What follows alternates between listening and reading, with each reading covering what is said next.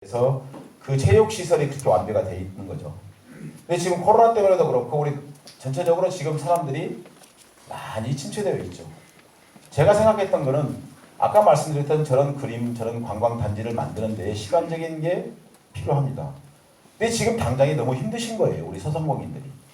그래서 먼저 남원 시내에 사람들이 북적북적 갈 수 있도록 해야 되겠다라고 생각을 가지고 기존에 있는 체육시설을 활용해서 전국대회를 개최할 예정을 갖고 있습니다. 그래서 올해 가능하면 많은 전국대회를 열어서 남원에 생활스포츠를 즐기러 올 수 있는 사람들을 많이 불러올 수 있는 여건들을 본격적으로 추진한다는 점 말씀드립니다. 지역사랑 상품권이 지역 화폐죠. 작년에 이제 국가에서는 지원을 못 해주겠다고 했었는데 우리 시의회에서 적극적으로 협조를 해주셔가지고 그대로 2022년도 한 해 1,100억 정도를 발행을 했습니다.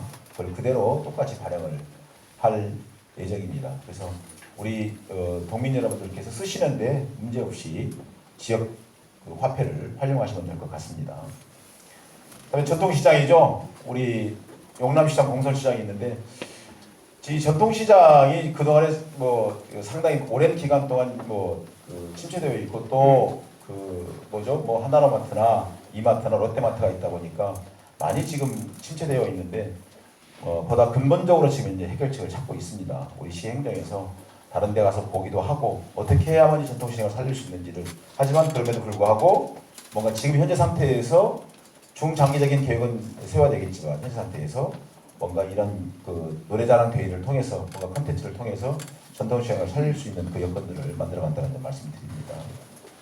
소상공 지원하는 것도 지금 기존에 지금 소상공인들에게 인테리어나 집기품들을 바꾸기 위해서 50개 정도를 가지고 한 1,000만 원씩 지원해 줬었는데 이거를 올해부터 늘컸습니다. 그러니까 혹시 여기서 자영업하시는 사람들께서는 내용 확인하시고 동장님한테 확인하셔서 지원받을 수 있으면 최대한 지원 받으세요. 네. 그러므로 인해서 이제 좋은 일자리를 만들어가는다라는 그 말씀을 드리고 싶고 시간이 좀 지나고 있네요. 자, 원푸드. 우리 순창하면 뭐가 생각납니까? 고추장이죠. 임실하면요? 치즈죠. 근데 왠지 모르게 임실하면 치즈하면서 약간 좀 비싸다는 생각이 들죠. 임실 치즈가 다른 일반 치즈에 비해서 한 30% 비쌉니다. 그죠? 근데 죄송하지만 임실 치즈에 들어가는 우유의 40%를 남원에서 생산합니다. 네.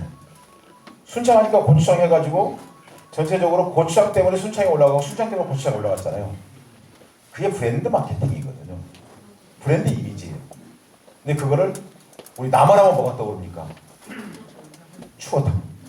남원하면 인원 아이양 살래 운봉 가면 뭐가 있어요?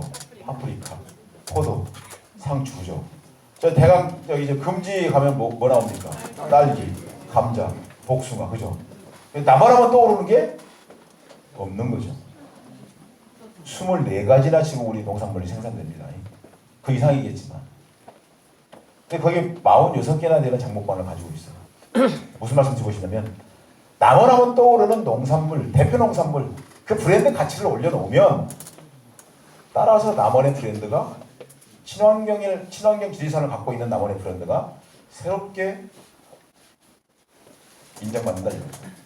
그거를 지금 올해보다 적극적으로 육성하고 있다는 점 말씀드리고, 그러므로 이제 같이 스마트 농업에 대해서도 좀 더 확장해서 지금 추진하고 있습니다.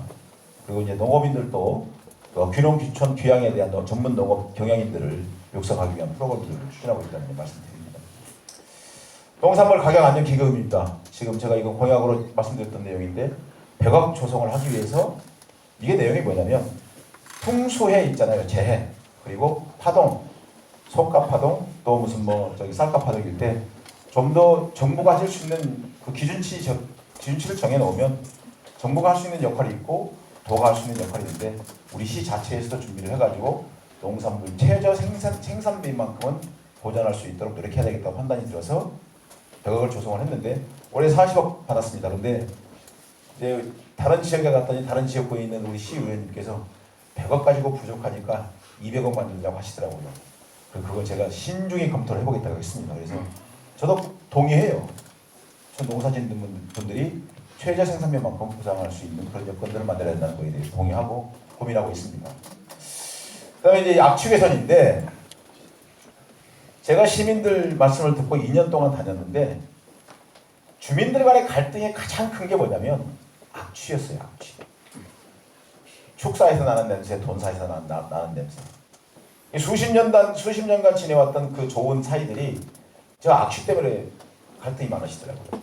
그래서 제가 당선되자마자 그 축사 앞에다가 측정기를 갖다 다 대라고 했어요. 전체를 다 실사를 다 했어요. 근데 다 기준치 이하인 거예요.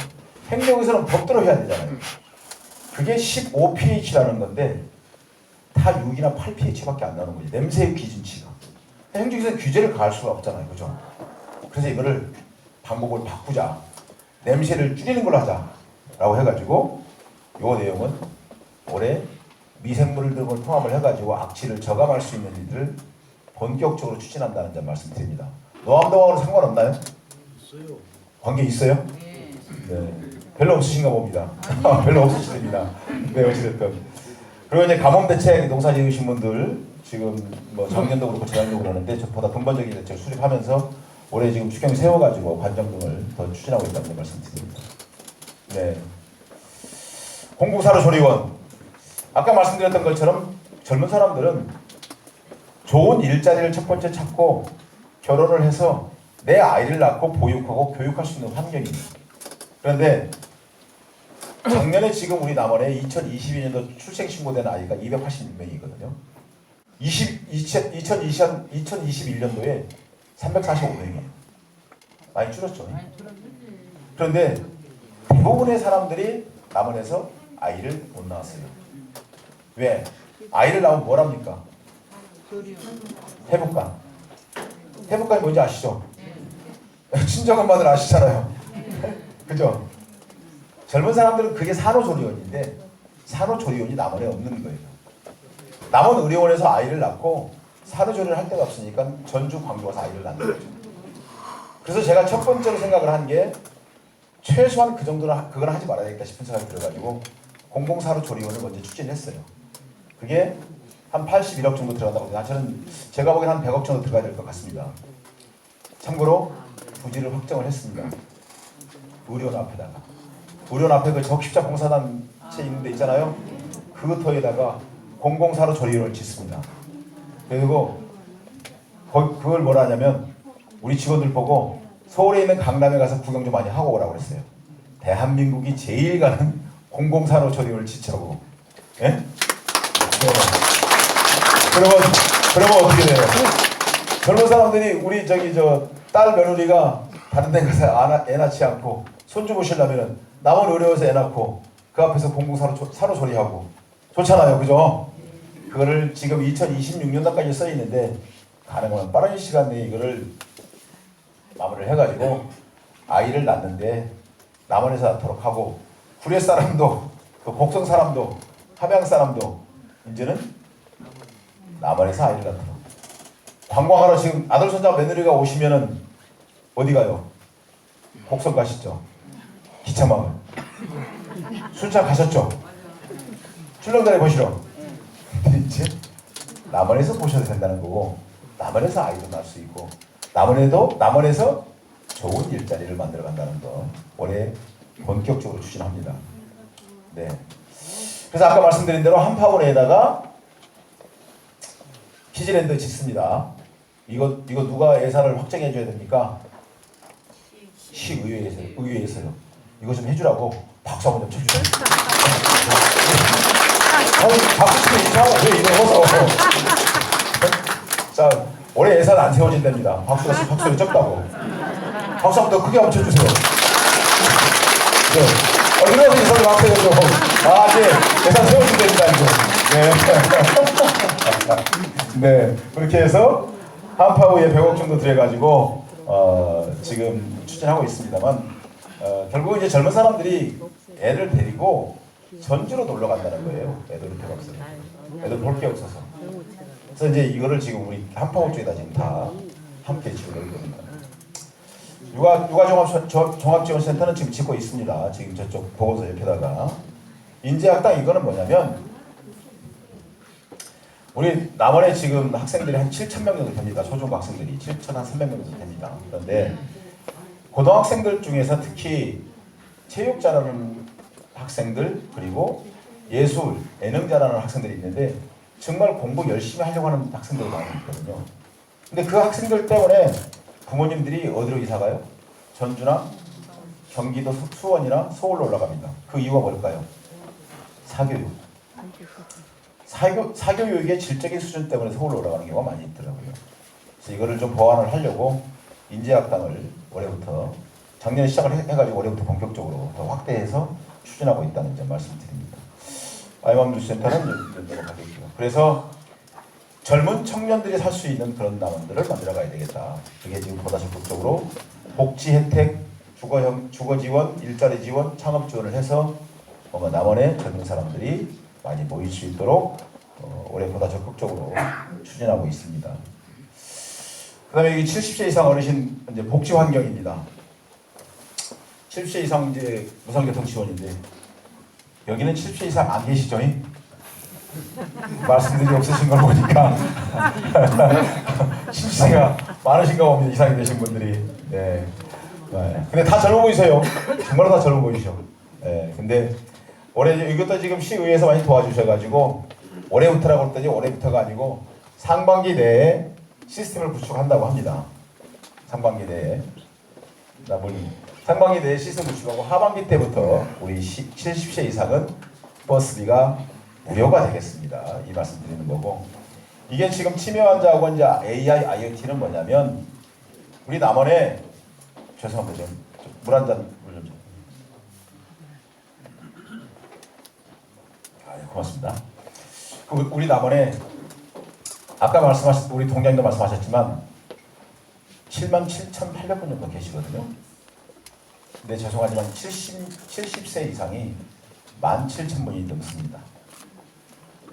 65세 이상이 24,000분이 넘어요.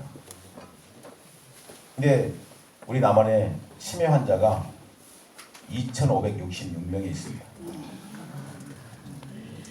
저도 치매 환자가 될 가능성이 높아요. 차후에 나이 들면. 근데 제가 우리 직원들에게 그런 말씀을 드리거든요. 행정에서 보다 적극적으로 제도를 만들어 가야 되고 복지제도 만들어 가야 된다. 왜냐? 지금 현재로서는 부모님들이 그 혜택을 받는다. 나중에는 내가 그 혜택을 받는다. 제대로 보고 제대로 복지 환경을 만들어 가야 된다. 그래서 지금 이건 내용은 뭐냐면 인공지능 요즘에 기술이 많이 발달되어 있잖아요. 그걸 활용해서 치매 환자를 적극적으로 보호할 수 있는, 작년에 지금 네 분이 실종이 됐어요. 근데 이제 2분밖에 못 찾은 걸로 제가 기억하는데, 어찌됐든 그 치매 환자들이 신체는 건강하시니까 밖에 나가셔서 못 들어오는 경우가 있거든요. 근데 그거에 대한 예방책으로 올해 시범 사업합니다. 그래서 이 남원에서 이 시범 사업이 제대로 되면, 지금 국가 예산을 받으려고 노력하고 있어요. 제대로 되면 전국적으로 확대할 가능성이 매우 큽니다. 아마 제가 알고 있기로는 이것이 최초로 실행을 하는 걸로 제가 알고 있거든요. 근데 이거를 제대로 지금 만들어서 치매 환자를 보다 적극적으로 우리 행정에서 보호할 수 있는 그런 체계를 만들어야 되겠다고 생각하고 지금 추진하고 있습니다. 사실 그 시장이 해야 될 것 첫 번째 의무는 시민들 안녕입니다. 안녕. 밥은 잘 잡쌌는지, 병원은 잘 다니시는지, 잘 주무시는지. 그게 첫 번째 의무고, 두 번째 의무가 잘 먹고 잘 살게 해주는 거고, 후대에 뭔가 부끄럽지 않게 뭔가를 남겨놓는 겁니다. 후대 사람들이 먹고 살 수 있도록. 그게 시장이 해야 될 가장 큰 두 가지 요건인데, 어찌됐든 이것도 지금 복지도 추진하고 있다는 점 말씀드리고, 그리고 이제 이게 동물원인 복지관은 지금 누가 선정 과정에서 좀 문제가 있다라고 고발을 해놔서 빠른 시간 내에 경찰 결과가 나오는 복지관 개관할 예정입니다. 그리고 노인회관 있잖아요. 그 회관 새로 짓습니다. 네, 시간 나갔습니다. 아까 말씀드린 대로 1일 소통행정, 우리 동장님이 아까 390몇 건이라고 했죠? 네.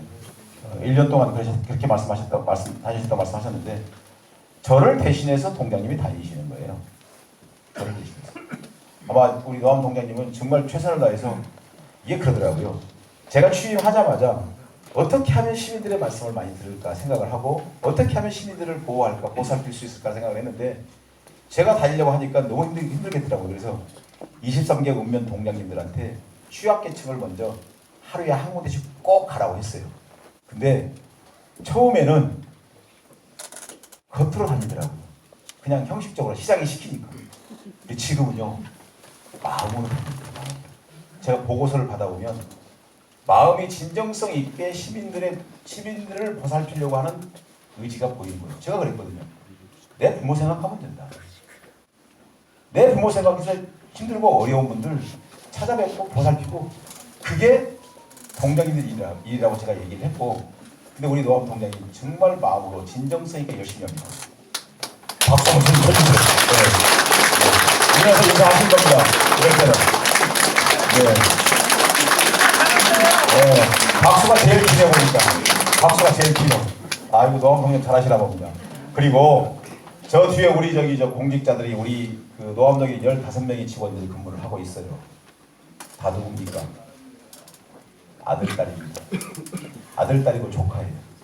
그런데 제가 선거를 준비하는 과정 중에서 시민들 말씀을 들어보니까 뭐라고 공직자에 대해서 말씀을 하시냐면 아니 자꾸 인구는 줄어드는데 왜 공직자는 늘어가느냐고 말씀하시더라고요. 그런데 예전에는 주민등록 등본 띄고 호적 등본 띄고 인감증명 뗐잖아요. 근데 죄송하지만 지금은 아기가 태어나기 전부터 돌아가시고 난 뒤까지 일을 해야 됩니다. 행정의 일이 그만큼 많아지고 깊어진 거예요. 근데 저분들 정말 애쓰거든요.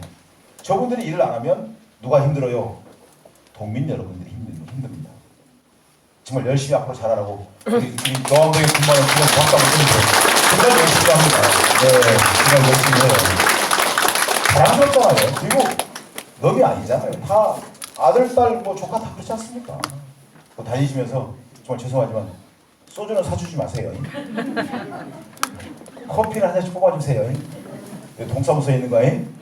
그리고 다니시면서 S&A 아니 어차피 다 똑같잖아요. 인상 써도 똑같은 일하고 S&A 그 말씀 한마디 하셔도 똑같은 일 하시는 거예요. 근데 기왕이면 저 젊은 친구들한테 좋은 말씀 주시면 물론 계란이 먼저냐 달걀이 먼저냐 닭이 먼저냐에 대한 부분은 차지해놓고 우리가 어른이잖아요. 그러니까 우리 제 젊은 친구들한테 애쓴다는 말씀 한마디 주시면 저 친구들 정말 열심히 일합니다. 제가 보니까 저 이렇게 박봉인지 몰랐어요. 공직자들이 정말 형편없이 공고를 받고 있더라고요. 일하는 거에 비해서. 그래서 저도 정말 안타깝게 생각하고 있고 근데 봉급은 제가 어떻게 못해요. 인센티브 보너스는 제가 어떻게 할 수 있습니다만 그것도 지금 시의회에서 지금 담당을 합니다. 일 잘하는 직원들 보너스 좀 더 주려고 그러는데 어떻게 좀 박수 한번 쳐주세요. 네, 그렇습니다. 아까 말씀드린 대로 이제 그 대곡지구 있잖아요. 한 400억 정도 드리고 추천지구 있잖아요. 여기 밑에 운동함 3통 있는 데하고 그리고 사석지구에 한 450억 그다음에 대곡지구에 한 450억 정도 해가지고 전체적으로 한 1,700억 정도가 우리 여천에 올해부터 본격적으로 투입이 됩니다. 국비 또 시비 다 포함해가지고 그렇게 되면 우리 남원의 젖줄인 요천이 새롭게 태어난다는 점 말씀드립니다. 그렇게 해서 재해 때도 뭔가 재해가 나지 않도록 우리 남원의 시행령에서 보다 적극적으로 추진하겠다는 점 말씀드립니다.